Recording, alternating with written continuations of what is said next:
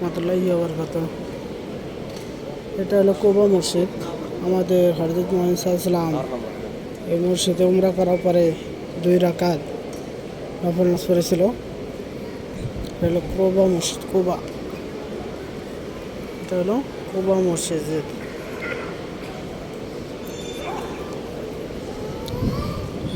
আজকে সামনে পড়তে পারি নাই নামাজ, লেট হয়ে গেছে, এখানে পড়তে পারি নাই।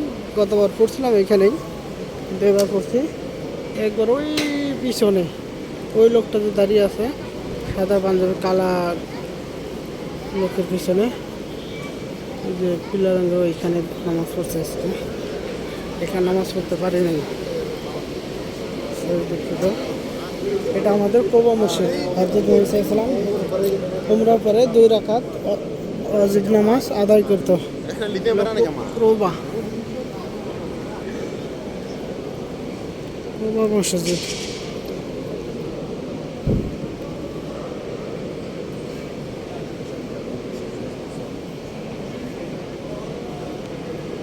কুবা।